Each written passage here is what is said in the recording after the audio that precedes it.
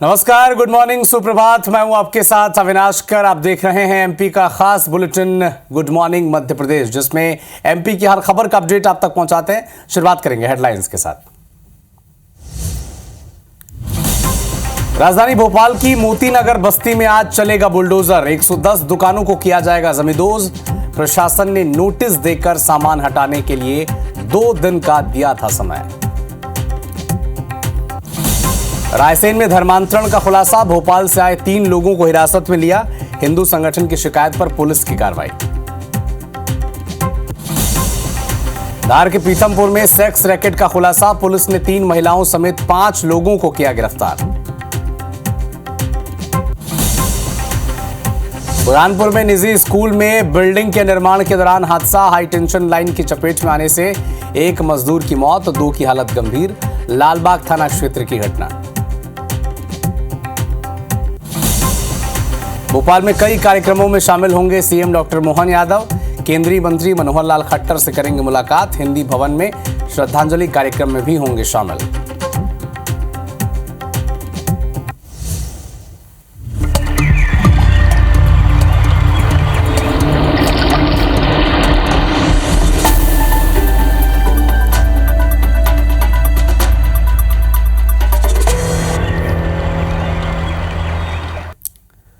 भोपाल से एक बड़ा अपडेट सबसे पहले आप तक पहुंचा दे। आज मोती नगर बस्ती में बुलडोजर चलेगा। बस्ती के 110 दुकानों पर बुलडोजर चलने वाला है। भारी संख्या में पुलिस बल इस वक्त मौजूद रहेगा। दुकान का सामान हटाने के लिए प्रशासन ने वक्त दिया था। प्रशासन ने 2 दिन का वक्त दिया था इन दुकानदारों को। और अब बस्ती में जो 110 दुकानें हैं उन पर आज बुलडोजर चलने वाला है। प्रशासन और पुलिस की बड़ी संख्या में जो टीम है वो वहां पर मौजूद रहेगी।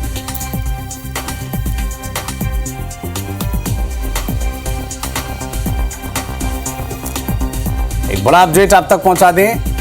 मोती नगर बस्ती में आज बुलडोजर चलने वाला है। बस्ती में 110 दुकानें हैं जहां पर आज उन्हें बुलडोजर चलाकर जमींदोज कर दिया जाएगा। वक्त दिया गया था प्रशासन की तरफ से 2 दिनों का। और आज इसी मामले में बुलडोजर चलेगा 110 दुकानों पर मोती नगर की। सुरक्षा के लिहाज से प्रशासन और पुलिस की टीम मौके पर मौजूद है। और आज 110 दुकानों को प्रशासन जमींदोज कर देगा। अधिक जानकारी देंगे हमारी सहयोगी साक्षी त्रिपाठी, भोपाल से हमारे साथ लाइव जुड़ चुकी हैं। इस कार्रवाई के बारे में बताएं साक्षी।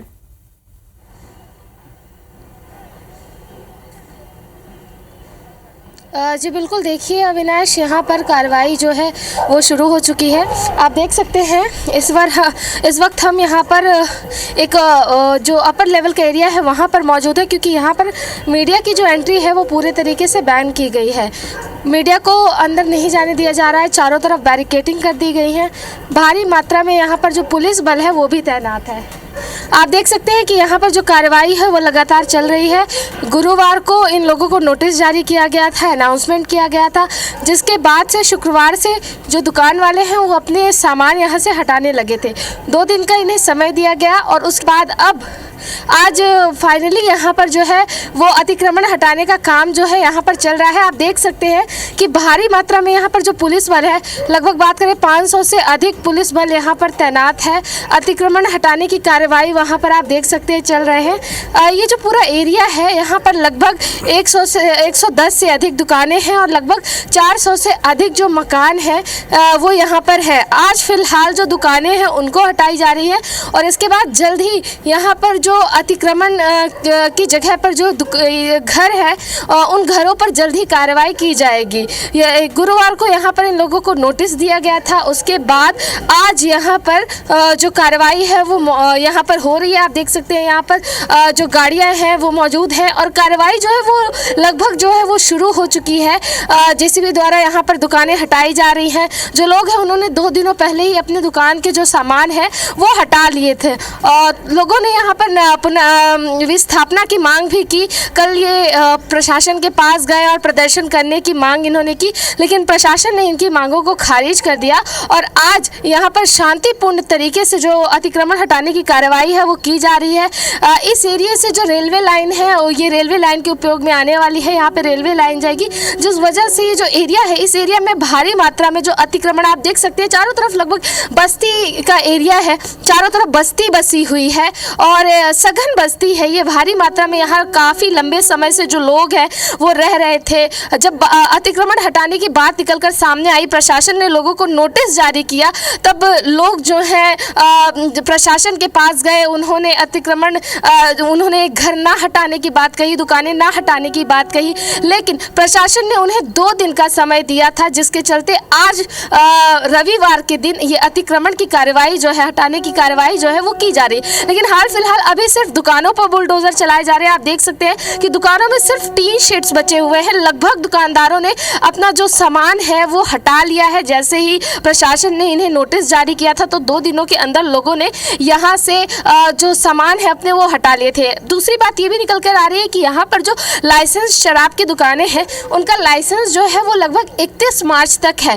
तो अब प्रशासन के सामने बड़ी चुनौती ये भी है कि वो जो दुकानें हैं उनको भी हटाने हैं, उन पर भी अतिक्रमण की कार्रवाई करनी है, लेकिन उनका लाइसेंस जो है वो 31 मार्च तक है। लेकिन प्रशासन का कहना है कि जल्द ही जो यहाँ पर 400 से अधिक घर हैं जो अतिक्रमण की स्थिति में जो यहाँ पर बने हुए हैं उनको भी जल्द ही हटाया जाएगा, क्योंकि यहाँ पर जल्द से जल्द जो है वो रेलवे लाइन का काम जो है वो शुरू होने वाला है। तो आप देख सकते हैं काफ़ी शांतिपूर्ण तरीके से, इधर भी हम अपने दर्शकों को दिखा दें कि यहाँ पर काफ़ी दूर से बैरिकेटिंग की गई है, चारों तरफ से बैरिकेटिंग की गई है और पुलिस बल तैनात है यहाँ पर सभी बड़े अधिकारी जो है वो तैनात है और लोग जो है यहाँ पर सुबह से ही जो है वो चहलकदमी बनी हुई है। पिछले 2 दिनों से जो है इस एरिया में काफ़ी ज़्यादा जो स्ट्रेसफुल माहौल रहा है वो देखने को मिला है। तो पिछले 2-3 दिनों से यहाँ पर पुलिस फोर्स का काफ़ी कंट्रोल रहा है ताकि किसी भी प्रकार की अप्रिय घटना जो है वो घटित ना होने पाए। अब देखना ये होगा कि लगभग आज जो है 110 दुकानें जो है उन पर कार्रवाई की जा रही है और इसके बाद यहाँ पर जो घर है। ठीक है साक्षी, आप नजर बना के रखिएगा इस खबर पर, आगे भी आपसे इस विषय पर अपडेट हम लेंगे। शुक्रिया तमाम जानकारी के लिए। मंडला में घुघरी के एसडीएम आकिब खान के खिलाफ मारपीट का गंभीर मामला सामने आया।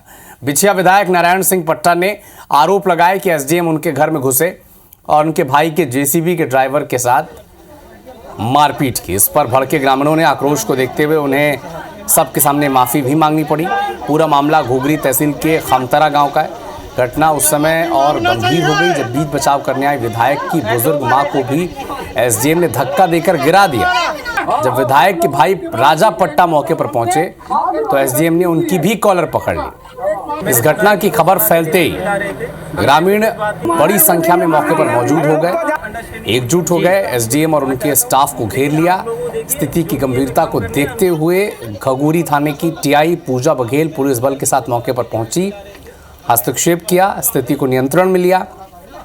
मामले को शांत कराने के लिए एसडीएम खान को सार्वजनिक रूप से माफी भी मांगनी पड़ी है। घर में घुसकर के उस लड़के के साथ मारपीट करने लगे। इसी दरमियान मेरी वृद्ध मां और बहू को भी धक्का मुक्की लगा। ऐसे एक जिम्मेदार अधिकारी को नहीं करना चाहिए। यदि कोई अपराध था तो कार्रवाई करना चाहिए, लेकिन मारपीट करने का अधिकार किसने दे दिया? ऐसे अधिकारियों के खिलाफ कानूनी कार्रवाई होना चाहिए। ड्राइवर फरार होकर घर के अंदर चला गया और इसके बाद कुछ वाद विवाद हुआ और पूरे गांव वालों ने इनका गाड़ी घेर लिया था। बाद में गांव वालों ने इनका गाड़ी को छोड़ दिया। वो सकुशल यहाँ मुख्यालय आ गए हैं। अब आगे की जांच की जाएगी इसकी।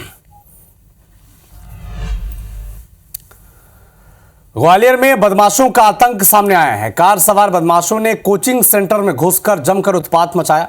बदमाशों ने स्टूडेंट्स को हॉकी, बेसबॉल बैट और डंडों से पीटा है। हमलावरों ने लड़कियों को भी नहीं बख्शा, उनके साथ भी मारपीट की गई। अचानक हुए हमले के चलते छात्राएं जान बचाती नजर आईं। मामला शहर के आनंद नगर इलाके का है। पूरी वारदात कोचिंग सेंटर में लगे सीसीटीवी में कैद हो गई है। शिकायत पर बहुड़ापुर पुलिस ने केस दर्ज कर फुटेज के आधार पर आरोपियों की तलाश शुरू कर दी है। इस घटना के बाद छात्र डरे सहमे हुए हैं।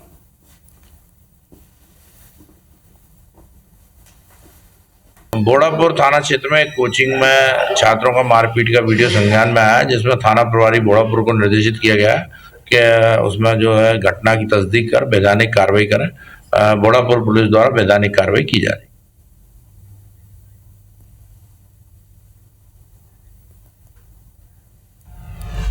राजगढ़ में दुष्कर्म पीड़िता मूक बधिर मासूम अपनी जिंदगी की जंग हार गई। बच्ची 7 दिन से जिंदगी और मौत के बीच लड़ रही थी, जूझ रही थी। इलाज के दौरान उसने अपना दम तोड़ दिया। 1 फरवरी को नरसिंहपुर में अज्ञात आरोपी ने बच्ची को जंगल ले जाकर दुष्कर्म की वारदात को अंजाम दिया। बच्ची न बोल सकती थी और न ही सुन सकती थी, लेकिन पुलिस को अब तक आरोपी का कोई सुराग नहीं मिल पाया है। राजगढ़ एसपी खुद लगातार इस केस की मॉनिटरिंग कर रहे हैं, लेकिन आरोपी अब तक गिरफ्त से बाहर है। नहीं करना था, हमारा गरीब लोग है। पीथमपुर की सेक्टर 1 थाना पुलिस ने सेक्स रैकेट के खिलाफ बड़ी कार्रवाई करते हुए 3 महिलाओं समेत 5 लोगों को गिरफ्तार किया। पुलिस के मुताबिक भोंडिया तालाब के पास बनी पानी की टंकी के पास पुलिस ने दबिश दी और विनोद द्विवेदी और विजय भंडारी इसमें शामिल हैं। सभी आरोपी साईराम ढाबा के आसपास के इलाकों में अवैध गतिविधियों में संलिप्त पाए गए। निरीक्षक ओपी अहीर के नेतृत्व में कार्रवाई की गई। सभी आरोपियों को रंगे हाथों गिरफ्तार किया गया। कानूनी कार्रवाई शुरू कर दी गई है। मुखबिर से सूचना प्राप्त हुई थी कि एबी रोड पे साईराम होटल में कुछ देह व्यापार का कार्यक्रम चल रहा है, तो मौके पे फोर्स से दबिश दी गई। तो वहाँ पर 3 महिलाएं और 2 पुरुष, जो ढाबा संचालक था वही देह व्यापार करवा रहा था, उन्हें वहाँ पे गिरफ्तार किया गया और उनसे कुछ सामग्री भी जब्त की गई है। वहाँ पे अपराध 3, 4, 5 देह व्यापार निवारण अधिनियम का दर्ज किया है, इसकी विवेचना की जा रही है। मध्य प्रदेश के रायसेन जिले में एक बार फिर से जबरन धर्मांतरण का मामला सामने आया, जहां कुछ मिशनरी से जुड़े कुछ लोगों पर आरोप है कि वो भील आदिवासी समुदाय की महिला और बच्चों और पुरुषों को शिक्षा, स्वास्थ्य और पैसों का लालच देकर धर्मांतरण करवा रहे थे। इसका हिंदू संगठनों ने विरोध किया और पुलिस को सूचना दी, जिसके बाद पुलिस ने 3 लोगों को हिरासत में लेकर पूछताछ शुरू कर दी है। पूरा मामला देवनगर इलाके के बड़कोई गाँव के पास भील आदिवासियों के टोले का है। भोपाल से ईसाई मिशनरियों के लोग पहुंचे थे। आरोपियों से ईसाई धर्म से जुड़ी कई पुस्तकें और कुछ दस्तावेज बरामद किए हैं। हिंदू संगठनों ने पुलिस से सख्त कार्रवाई करने की मांग की है। वहीं पुलिस का कहना है कि तीनों आरोपियों से पूछताछ की जा रही है। फिलहाल एफआईआर दर्ज कर ली गई है। ये सूचना मिली थी काफ़ी दिनों से, इन लोगों की लगभग 6-7 साल से इनकी इस क्षेत्र में जो है गतिविधियाँ चल रही थी धर्मांतरण के लिए। आज हमको सूचना मिली, तो सूचना के आधार पर हम सभी लोग विश्व हिंदू परिषद बजरंग दल के कार्यकर्ता वहाँ पहुँचे, तो देखा कि मौके पर जो है वो साहित्य बांट रहे थे, प्रार्थना करवा रहे थे और लोगों को प्रलोभन दे रहे थे ईसाई धर्म अपनाने के लिए। 3 आरोपियों को अभिरक्षा में लिया गया है। पूछताछ की जा रही है। जो साहित्य मिला है उसके संबंध में जांच की जा रही है और आगे जो भी विवेचना पर तथ्य पाए जाएंगे उसके हिसाब से कार्रवाई की जाए। मध्य प्रदेश में भ्रष्टाचार अपने चरम पर है, ऐसा कहना गलत नहीं होगा, क्योंकि कुछ दिन पहले एक तरफ जहां भोपाल में परिवहन विभाग के एक पूर्व आरक्षक सौरभ शर्मा के घर से करोड़ों रुपए की संपत्ति मिली थी, तो वहीं मुरैना जिले के करोड़पति रोजगार सहायक की काली कमाई का खुलासा हुआ है। रोजगार सहायक करोड़पति है साहब। ग्वालियर लोकायुक्त की टीम ने कहारपुरा पंचायत के रोजगार सहायक राम अवतार के ठिकानों पर छापा मारा, करोड़ों रुपए की संपत्ति का खुलासा किया। राम अवतार को 10 साल की नौकरी में 10,80,000 रुपए की सैलरी मिली, लेकिन भ्रष्टाचार कर उसने 1,42,00,000 रुपए की चल अचल संपत्ति, महंगे वाहन, जेसीबी, एफडीआर समेत सोने चांदी के गहने खरीदे हैं। अब देखिए, आप सोचिए 10 साल में उसकी कुल जमा सैलरी 10 लाख से ज़्यादा की नहीं होगी, लेकिन संपत्ति इसके पास 1 करोड़ से ज़्यादा की है। जो संपत्ति हमें मिली है उसका हिसाब किताब संबंधित व्यक्ति को देना होता है और उसे ही अकाउंट फॉर करना होता है। उसके पश्चात ये निर्णय निकाला जाता है। तो अभी हमारी जो प्राथमिक जांच है उसके अनुसार लगभग 1.5 से 2 करोड़ रुपए के व्यय की जानकारी हमें मिल चुकी है जो इसके द्वारा किया गया है। और अन्य जानकारी के संबंध में इसकी विदेश यात्राओं में इसने कितना व्यय किया है, अन्य क्या इन्वेस्टमेंट्स हैं, उनके संबंध में जो सूचनाएं प्राप्त हैं, जो जानकारियां हमें हासिल हुई हैं, उनकी हम तथ्यात्मक पुष्टि करेंगे और उसके पश्चात हम निष्कर्ष तक पहुंचेंगे। ग्वालियर के Madhav institute of technology and science college में जूनियर स्टूडेंट्स के साथ मारपीट का सनसनीखेज मामला सामने आया। 2 सीनियर स्टूडेंट्स क्लासरूम में घुसकर जूनियर को सबसे पहले जबरन बाहर ले गए, फिर उसे तब तक मारा जब तक वो लहूलुहान न हो गया। आरोपियों ने अन्य छात्रों के सामने मारने के बाद धमकी भी दी कि अगर थाने में शिकायत हुई तो उसे जान से मार देंगे। मारपीट का कारण पुराना विवाद बताया जा रहा है। पीड़ित की शिकायत पर पुलिस ने 3rd ईयर के छात्र दीपक गुर्जर और उदय राज शर्मा पर केस दर्ज कर लिया है। दोनों आरोपियों की तलाश की जा रही है।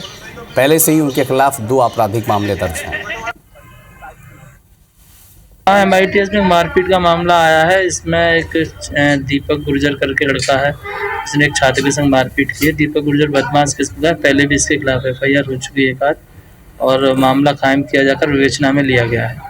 छात्रों के आपस के मामला के विशेष ऐसा कारण तो नहीं, पर आपस के जो रहते हैं कॉलेज के छोटे मोटे बातों को लेकर विवाद हुआ। ग्वालियर के MITS कॉलेज का एक छात्र है सौरभ सिंह तोमर, उसके द्वारा रिपोर्ट दर्ज कराई गई है कि वो BTech फर्स्ट ईयर का छात्र है, क्लास में पढ़ रहा था। उसको एक दोस्त ने उसको बाहर बुलाकर 2 लोगों ने उसके साथ में गंदी गाली गलौज करी, मारपीट करी, जिससे आँख के पास चोट लगी और उसको धमकी दी जान से मारने की कि अगर तूने रिपोर्ट करी पुलिस थाने में तो तेरे को जान से ख़त्म कर देंगे। उसकी रिपोर्ट पर से दोनों छात्रों के विरुद्ध अपराध पंजीबद्ध किया गया है। इसमें एक छात्र जो है दीपक गुर्जर, पूर्व में भी उसके विरुद्ध करीब 3 अपराध पंजीबद्ध है, तो उसके विरुद्ध कड़ी और प्रतिबंधात्मक कार्रवाई व अन्य कार्रवाई की जा रही है। बुरहानपुर के नेहरू मॉन्टेसरी स्कूल में बिल्डिंग निर्माण के दौरान एक बड़ा हादसा हो गया। 3री मंजिल पर काम कर रहे 3 मजदूरों को हाई टेंशन लाइन की चपेट में वो आ गए। तीनों मजदूर 3री मंजिल से गिर गए। 1 मजदूर की मौत हो गई, 2 मजदूर घायल हुए। पूरा मामला बुरहानपुर के लालबाग थाना क्षेत्र के स्टेशन रोड का बताया जा रहा है। तीनों मजदूर 3री मंजिल पर फायर सेफ्टी का काम कर रहे थे। सूचना मिली तो पुलिस मौके पर पहुंची। परिजनों ने इसके लिए स्कूल प्रबंधन को जिम्मेदार बताया है।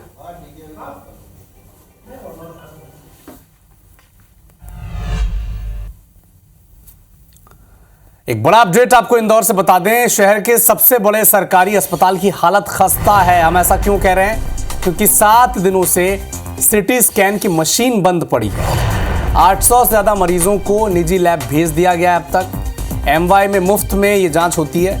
निजी अस्पतालों में 6-6 हज़ार रुपए इसके देने पड़ते हैं। लेकिन 7 दिनों से सिटी स्कैन की मशीन खराब है और 800 से ज़्यादा मरीज अब तक निजी लैब में जाकर ये टेस्ट करवाने को मजबूर हैं। तो बार बार क्यों कहा जाता है कि सरकारी अस्पतालों की स्थिति खराब से खराब और होती जा रही है, बद से बदतर होती जा रही है, खस्ता होती जा रही है। ये हालात है साहब। देखिए, जो चीज़ फ्री में टेस्ट होनी चाहिए वो स्कैन मशीन ही अब ख़राब पड़ी है पिछले 6 दिनों से। और 800 मरीज़ ऐसे हैं जो प्राइवेट लैब में जाकर अपना टेस्ट करवा रहे हैं। 6-6 हज़ार रुपये इसके चुका रहे हैं वो।